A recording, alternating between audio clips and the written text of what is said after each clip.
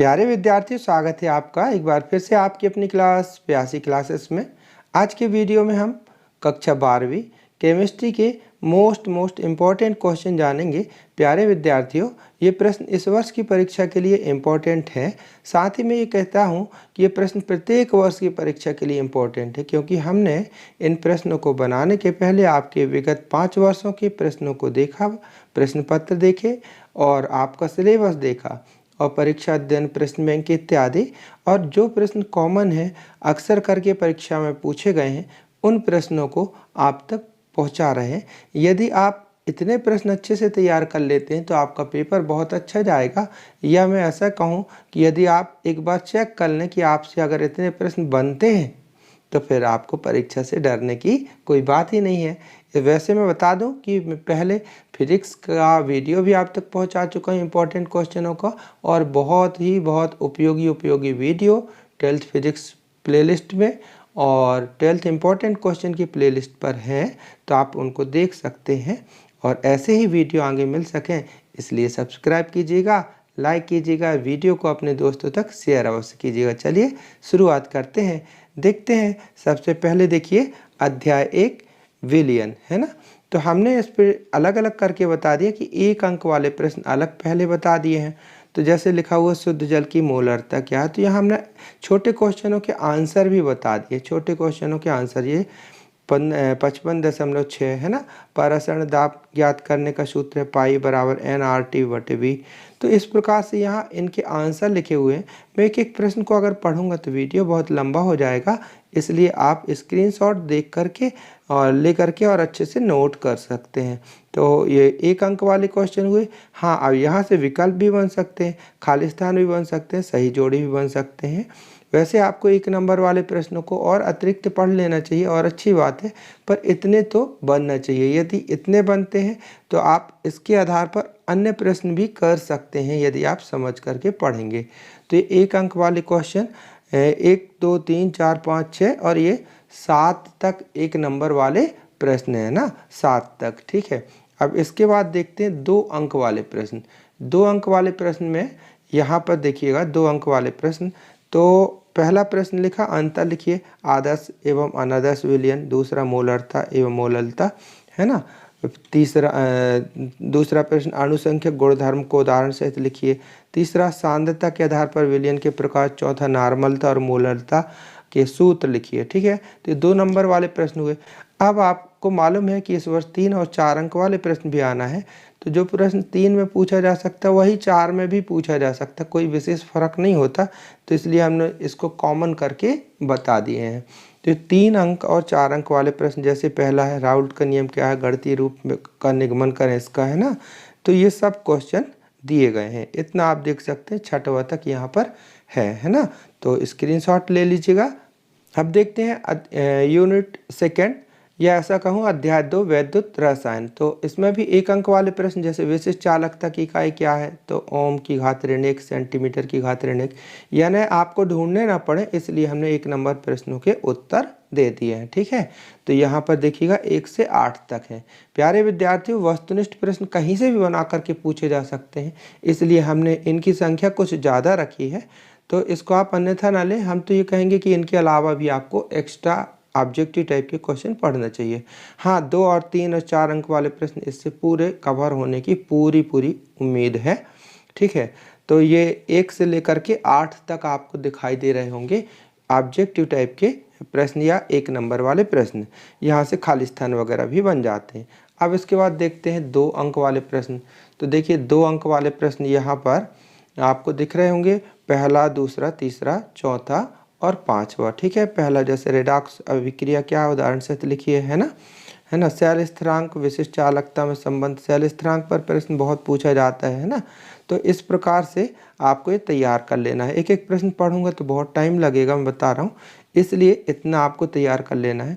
और आप कोई पूछते हैं कि सर इनमें से इम्पोर्टेंट और ज़्यादा क्या है, तो इनका क्रम जो आपको लिखा हूँ ना, पहला, दूसरा, तीसरा, चौथा, 5वां, इसी क्रम में इम्पोर्टेंट है। यानी कि पहला प्रश्न ज़्यादा इम्पोर्टेंट, दूसरा उससे कम, तीसरा उससे कम, ये है तो सभी इम्पोर्टेंट, पर अगर इनमें वरीयता का क्रम देखा जाए तो जिस प्रकार से नंबरिंग दी गई है उसी प्रकार से आप समझ सकते हैं। ठीक है। अब इसके बाद देखिए 3 और 4 अंक वाले प्रश्न। तो 3 और 4 अंक वाले प्रश्न, इसमें देखिए पहला प्रश्न है फैराडे के विद्युत अपघटन के नियम लिखिए।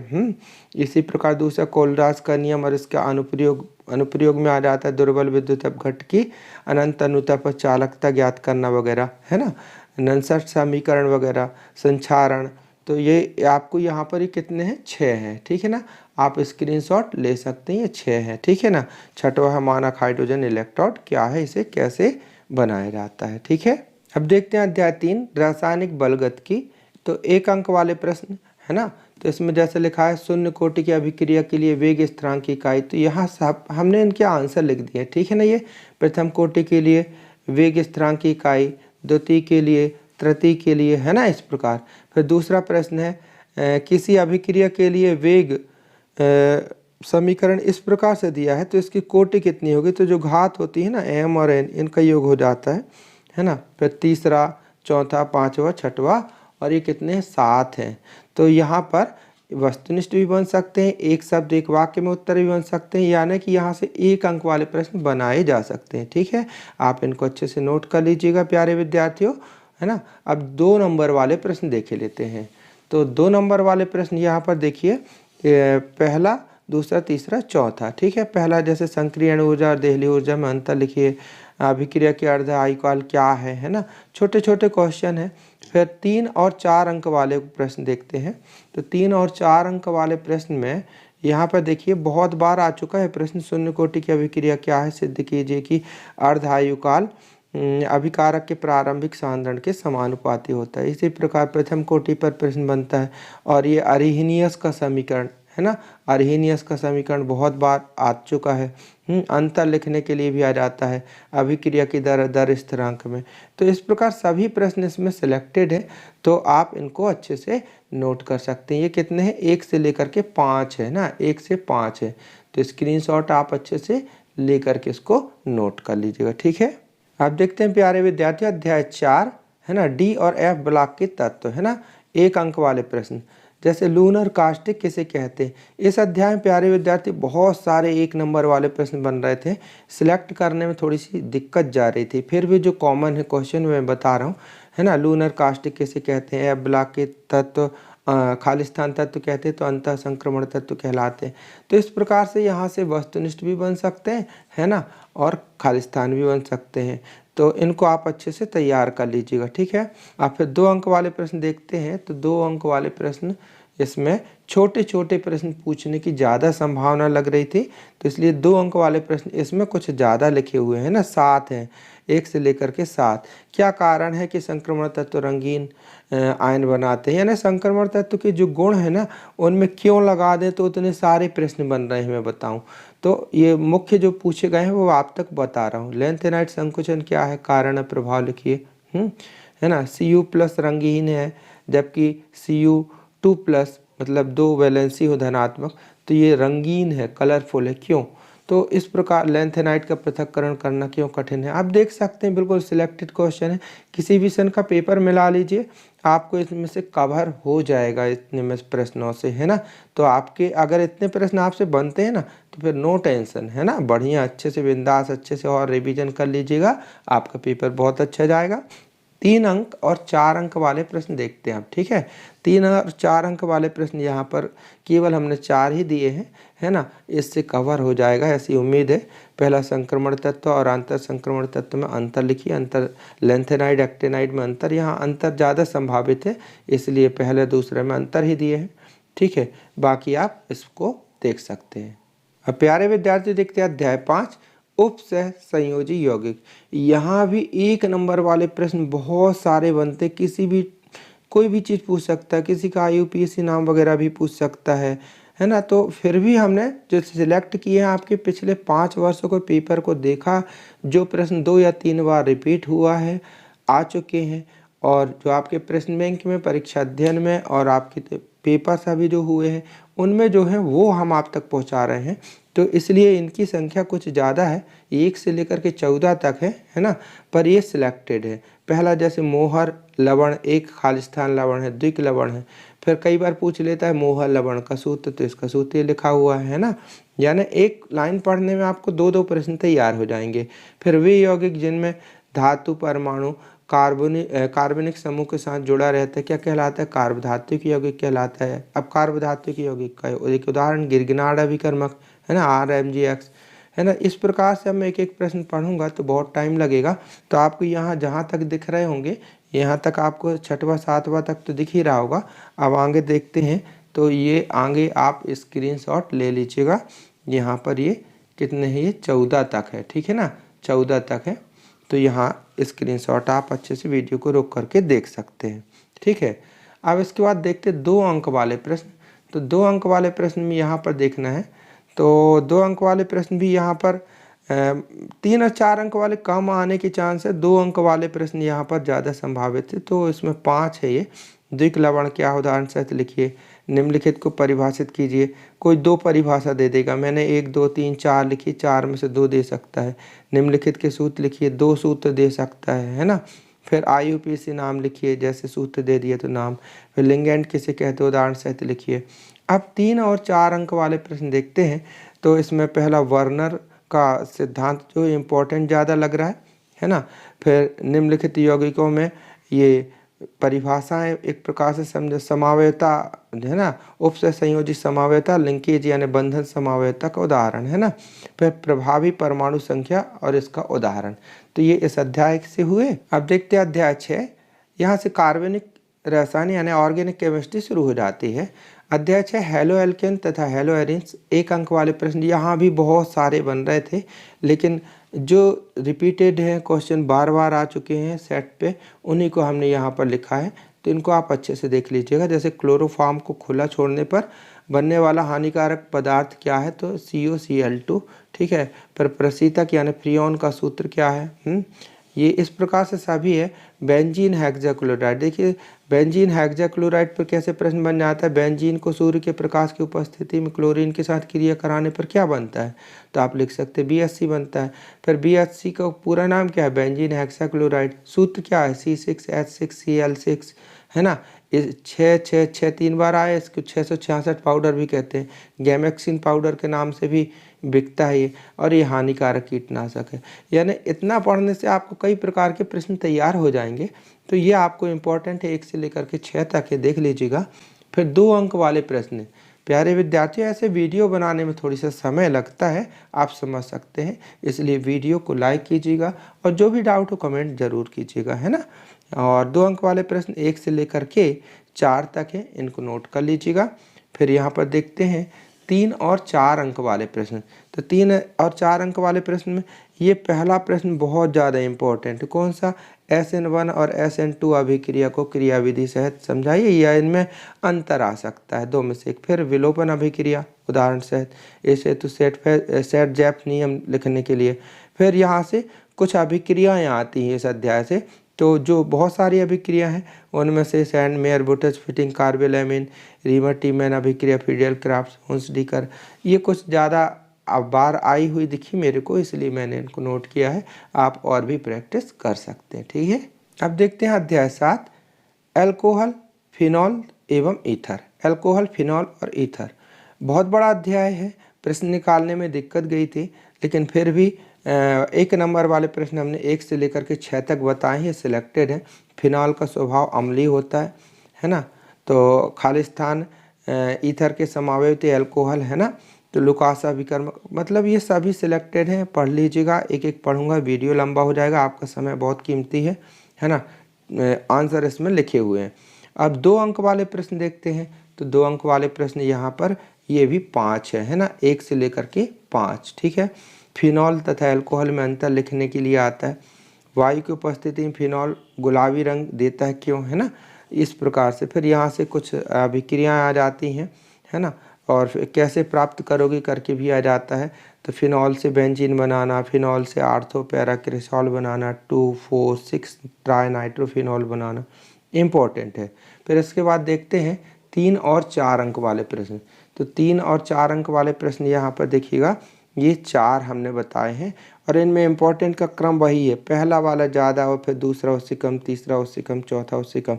अब आप कहो सर कम है तो एक एक क्यों नहीं दिए? भाई मैं क्रम बता रहा हूँ कि जो ज़्यादा इम्पोर्टेंट है वो पहले लिख दिए, फिर है तो सभी इम्पोर्टेंट, तो पर उनके वरीयता का क्रम ये हमने दिया है। प्राथमिक, द्वितीयक, तृतीयक अल्कोहल में अंतर और इसमें विभेद करने की विधि, मतलब प्राथमिक, द्वितीयक और तृतीयक अल्कोहल में जो अंतर करने की जो विधि, ऑक्सीकरण और विहाइड्रोजनीकरण 2 विधियां हैं। तो ऑक्सीकरण इम्पोर्टेंट है, विहाइड्रोजनीकरण भी आ चुकी है इसलिए हमने बताया। फिर विलियमसन संश्लेषण की ईथरीकरण विधि है ना, यह अविरल है, क्यों? कारण दीजिए। फिर कुछ अभिक्रिया इस अध्याय से आती है, रीमर टीमन अभिक्रिया, कोलवे, विलियमसन संश्लेषण। एक थ्योरेटिकल क्वेश्चन भी आया करता है, सीरे से अल्कोहल कैसे प्राप्त किया जाता है। तो ये सिलेक्टेड क्वेश्चन थे अध्याय 7 के। ठीक है, अब अध्याय 8 देखते हैं। अध्याय 8 एल्डिहाइड, कीटोन तथा कार्बोक्सिलिक अम्ल। तो 1 नंबर वाले प्रश्न ये शुरू में दिए गए हैं। इसमें भी बहुत सारे 1 नंबर वाले प्रश्न बन रहे थे, फिर भी हमने 10 इसमें से सिलेक्ट करके दिए हैं। पहला है जैसे रजत परीक्षण देते हैं तो एल्डिहाइड देते हैं। रोजनमुंड अभिक्रिया का मुख्य उत्पाद एल्डिहाइड है। कहीं से भी बना लिए जाते हैं, फिर भी जो सिलेक्टेड है वो हमने बताया। सिरके में कौन सा अम्ल होता है? एस्टिक अम्ल होता है ना। लाल चींटियों में कौन से अम्ल होता है? फार्मिक अम्ल होता है ना। तो इस प्रकार से यहाँ पर आपको सभी प्रश्न देख लेना है, ये सिलेक्टेड है। इसके अलावा 1 अंक वाले प्रश्न आप और भी पढ़ सकते हैं परीक्षा दिन, परीक्षा बोध या प्रश्न बैंक इत्यादि से। ठीक है ना। अब इसके बाद देखते हैं 2 अंक वाले प्रश्न। तो 2 अंक वाले प्रश्न में यहाँ पर देखिए 6 हैं, छोटे छोटे। फार्मेलिन क्या है, इसका उपयोग लिखिए है। कीटोन एल्डिहाइड की तुलना में कम सक्रिय क्यों, है ना। HVZ अभिक्रिया क्या है ना। ये छोटे छोटे प्रश्न हैं, इनको देख लीजिएगा, है ना। क्रॉस एल्डोल संघनन। इसके बाद है 3 और 4 अंक वाले प्रश्न। तो 3 और 4 अंक वाले प्रश्न जो हैं इसमें ये थोड़ी सा डाउटफुल लगे, क्योंकि कुछ भी पूछा जाता है, फिर भी इसमें जो ज़्यादा बार हमने बताया ना 2 या 3 बार जो प्रश्न आ चुके हैं पेपर में या आपके सेट में दिखे हैं, उन प्रश्नों को हमने यहाँ शामिल किया है। तो आपको ढूंढना नहीं पड़ेगा, एक प्रकार से चेक लिस्ट जैसे होगा। तो पहला है एस्टोन बनाने की प्रयोगशाला विधि। फिर यहाँ अभिक्रिया आती है आइडोफॉर्म, रोजनमुंड, गाटरमैन को संश्लेषण, टिसेनको अभिक्रिया इत्यादि।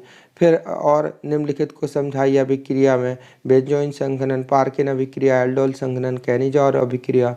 फिर आया करता है कि कैसे प्राप्त करेंगे, कैसे परिवर्तित करेंगे फॉर्मेल्डिहाइड से एस्टेल्डिहाइड, एस्टेल्डिहाइड से फॉर्मेल्डिहाइड। फिर एक प्रश्न आता है एस्टिक अम्ल निर्माण की शीघ्र सिरका विधि सचित्र समझाइए। अब देखते हैं अध्याय 9 नाइट्रोजन युक्त कार्बनिक यौगिक। नाइट्रोजन युक्त कार्बनिक यौगिक 1 अंक वाले प्रश्न शुरू में यहाँ पर लिखे हुए हैं, इनको देख लीजिएगा। एनिलीन का शुद्धिकरण करते हैं वाष्पासवन से। मीरबेन का तेल क्या कहलाता है? नाइट्रोबेंजीन। उल्टा भी पूछ लेता है, नाइट्रोबेंजीन को क्या कहते हैं? मीरबेन का तेल। ठीक है, इस प्रकार से। और विस्फोटक पदार्थ ट्राइनाइट्रो टॉल्यूइन होता है और ट्राइनाइट्रोबेंजीन भी विस्फोटक पदार्थ होता है ना। अब यहाँ पर ये तो होगा, यहाँ पर 1 नंबर वाले प्रश्न है ना, तो ये सिलेक्टेड है, इनको देख लीजिएगा। अब मैं बताऊं यहाँ पर 2 अंक वाले प्रश्न। तो 2 अंक वाले प्रश्न यहाँ पर कुछ कम दिखे मेरे को, फिर भी जो 3-4 हैं वो मैं यहाँ पर लिख दिया हूँ। एथिलामीन एनिलीन से अधिक क्षारीय है क्यों? जीटर आयन क्या है, उदाहरण सहित लिखिए। ये छोटे छोटे क्वेश्चन है। साइनाइड आइसोसाइनाइड में अंतर लिखिए, वगैरह वगैरह। ठीक है, फिर इसके बाद देखते हैं 3 और 4 अंक वाले प्रश्न। तो 3 और 4 अंक वाले प्रश्न यहाँ पर देखिएगा। पहला है प्राथमिक, द्वितीयक, तृतीयक एमीन में अंतर लिखिए। दूसरा एलिफेटिक एमीन और एरोमेटिक एमीन, यानी कि एमीन और एनिलीन में अंतर लिखना। फिर कुछ अभिक्रिया कार्बेल एमीन, हाफमैन ब्रोमाइड, डाइजोनीकरण, युग्मन अभिक्रिया, ग्रेवियल थैलिमाइड संश्लेषण इत्यादि। फिर कैसे प्राप्त करोगे? नाइट्रोबेंजीन से बेंजोइक अम्ल और बेंजामाइड से टॉल्यूइन। ठीक है, अब इसके बाद 5वां क्वेश्चन में है, कुछ ऐसा प्रश्न भी आया करता है, निम्नलिखित अभिक्रिया को पूर्ण कीजिए। जी, तो जो इनका आंसर है हमने यहाँ पर लिख दिया, जैसे आपको परेशान ना होना पड़े। तो ये हुआ अध्याय 9। ठीक है ना प्यारे विद्यार्थियों, यदि आप इतना प्रश्न पढ़ लिए तब बनता आपसे, तो बिल्कुल टेंशन न लें, आपका पेपर बहुत अच्छा जाएगा। सिर्फ आपको छोटे प्रश्नों को और अच्छे से तैयार करना होगा। कुछ न्यूमेरिकल भी आते हैं, न्यूमेरिकल क्लियर नहीं हो रहे थे इसलिए मैं नहीं बता पाया हूँ। आप थोड़ी सा देख लीजिएगा। न्यूमेरिकल में विलियन वाले पार्ट से आते हैं और वैद्युत रसायन वाले पार्ट से ज़्यादा आया करते हैं न्यूमेरिकल, ठीक है। फिर ये अध्याय 10 देखते हैं, जैव अणु। तो जैव अणु में 1 अंक वाले प्रश्न शुरू में लिखे हुए हैं, है ना। ये इसमें भी बहुत सारे बनते हैं 1 अंक वाले प्रश्न, फिर भी जो सिलेक्टेड हैं या जो बार बार आ चुके हैं वो मैं बता रहा हूँ। यहाँ पर कुछ ज़्यादा निकले, 1 से 14 तक हैं, है ना। एक एक लाइन के प्रश्न है। यहाँ पर उत्तर लिखा, ऊतकों का निर्माण किसके द्वारा होता है? प्रोटीन के द्वारा। विटामिन B1 है, थायमिन, है ना। ग्लूकोज 6 कार्बन युक्त खालिस्तान सैकराइड है, मोनोसैकराइड है ना। ये सब कुछ यहाँ पर लिखे हैं। लेकिन ये बताऊं कि इनको पढ़ने से आपको 2 नंबर वाले प्रश्न भी तैयार हो सकते हैं, है ना। तो मतलब मल्टीपर्पज प्रश्न है 1 नंबर वाले प्रश्न, ऐसा अन्यथा ना लीजिएगा आप, है ना। तो इनको अच्छे से पढ़ लीजिएगा। ये 14 है, तो आपको यहाँ 6-7 तक तो दिख रहे होंगे अच्छे से। और मैं बता दूं, और यहाँ देखिए ये यहाँ पर ये 14 तक हो गए, ठीक है। फिर आपको देखना है 2 अंक वाले प्रश्न। तो 2 अंक वाले प्रश्न में ज़्यादा नहीं है, 5 है छोटे छोटे। डीएनए आरएनए में अंतर, पेप्टाइड बंध क्या है, न्यूक्लिक अम्ल क्या है, कार्य लिखिए, डीएनए अंगुली छापन क्या है, एंजाइम क्या है, अनुप्रयोग लिखिए। छोटे छोटे क्वेश्चन है। फिर 3 और 4 अंक वाले प्रश्न। 3 और 4 अंक वाले प्रश्न में यहाँ पर प्यारे विद्यार्थी विटामिन क्या है, इनकी उपयोगिता लिखिए। प्रोटीन क्या है, इनके कार्य संरचना लिखिए। मोनोसैकेराइड पॉलीसैकेराइड क्या है, कई बार इनमें अंतर भी पूछ लेता है। कार्बोहाइड्रेट क्या है, इनके कार्य लिखिए। हार्मोन्स पर संक्षिप्त टिप्पणी लिखिए। तो ये प्रश्न थे 3 और 4 अंक वाले। इस प्रकार आपने देखा कि हमने एक ही वीडियो में अध्याय 1 से लेकर के अध्याय 10 तक के वेरी मोस्ट इम्पोर्टेंट प्रश्न बना दिए हैं। और ये प्रश्न मैं कहता हूँ इस वर्ष की परीक्षा के लिए तो इम्पोर्टेंट है, प्रत्येक वर्ष की परीक्षा के लिए इम्पोर्टेंट रहेंगे जब तक एनसीईआरटी सिलेबस चलेगा और यही सिलेबस रहेगा। तो प्यारे विद्यार्थी, वीडियो को अपने दोस्तों तक शेयर अवश्य करें, क्योंकि ऐसे वीडियो बनाने में मेहनत लगती है। आपने देखा ही होगा कि इतने सारे प्रश्नों को ढूंढने में, लिखने में कितना समय लगा होगा, ठीक है ना। तो शेयर अवश्य करें और कमेंट कीजिएगा। जो भी दिक्कत होगी मैं आपके हर प्रश्नों का उत्तर देने की कोशिश करता हूँ। आप सफल हों, यही शुभकामनाएं हैं। मिलते हैं अगले वीडियो पर, तब तक के लिए बाय, थैंक यू, जय हिंद।